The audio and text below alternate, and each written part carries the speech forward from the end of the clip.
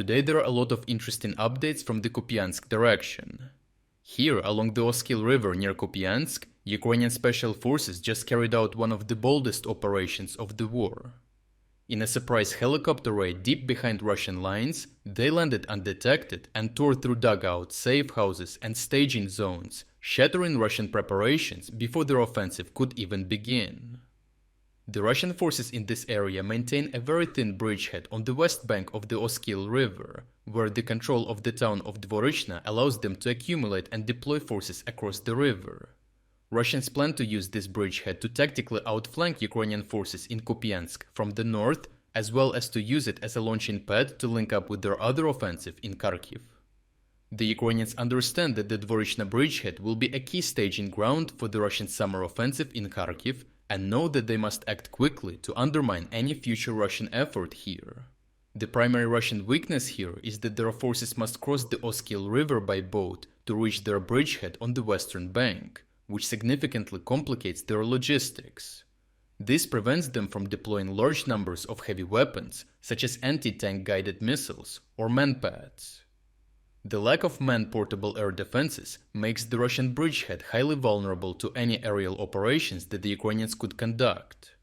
Subsequently, the Ukrainian Special Operations Forces Command devised a daring and unconventional plan to conduct the first air assault operation in the war in over 3 years.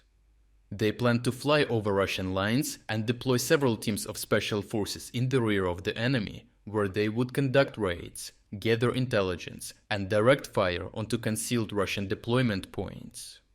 The Ukrainian special forces involved in this operation were deployed using American UH-60 Black Hawk helicopters, flying low to avoid being detected by the Russians. Penetrating deep behind Russian lines, the helicopters were able to land and dismount several dozen Ukrainian operators before returning safely to friendly territory. Once on the ground, the Ukrainian troops moved quickly and with purpose. After reaching their targets, they launched a series of highly effective and deadly raids against Russian forces. They cleared forest belts and residential areas of enemy soldiers who had been preparing to cross the river. Russian troops were caught completely off guard, never expecting an attack from their rear. Several dugouts were quickly encircled, and numerous Russian soldiers were captured in the confusion. Taking full advantage of surprise and terrain, Ukrainian operators concealed themselves in forested areas, waiting for small Russian infantry groups that were either sent to find them or were moving to new positions completely unaware. These ambushes were swift and lethal, as the Ukrainians eliminated enemy soldiers at point-blank range using small arms, all while remaining undetected in the dense cover of the forest. The high level of coordination and preparation of the Ukrainian forces included several armored vehicles meant to arrive near a designated exfil point to quickly evacuate the operators. This point was chosen carefully, as it had the least amount of frontline activity and no Russian bridgehead, making it the safest road for the job.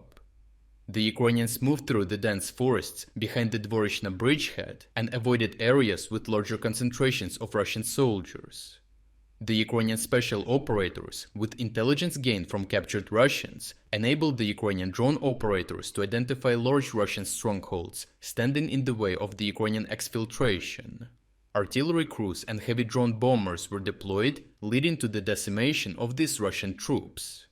This focused fire established a corridor for the Ukrainian special forces to safely traverse the forests and reach the western bank of the river, where Max Pro armored vehicles awaited to exfiltrate them back to safety. Overall, the Ukrainians achieved the impossible, carrying out the war's first air assault operation in over 3 years, allowing them to strike deep into Russian-held territory, inflict serious losses, and gather critical intelligence. Notably, it is highly likely that not all Ukrainian operators exfiltrated from behind Russian lines. According to Special Forces doctrine, these operators will be able to gather intelligence, set up and train further resistance networks, and conduct a deadly guerrilla warfare with sabotage and liquidations of top Russian commanders. Russia is going to go all in this summer, and the Ukrainians are positioning themselves to take every advantage they can to repulse it. Lastly, we are officially launching our very first summer sale. This is the best chance to support our independent Ukrainian reporting while getting a huge 50% discount on your subscription. As you know, this sale comes at a very difficult time for Ukraine. That is why right now, your support is more important than ever. By subscribing, you will not only support our efforts, but also gain access to our exclusive insights, comprehensive overviews of all fronts, and strategic geopolitics videos. If you wanted to support our efforts but never got a chance, now is the perfect moment to make a difference. So check out the link in the description to join our cause and become an exclusive member of our community. I truly appreciate everyone who stepped up to join us. Your support means the world to us.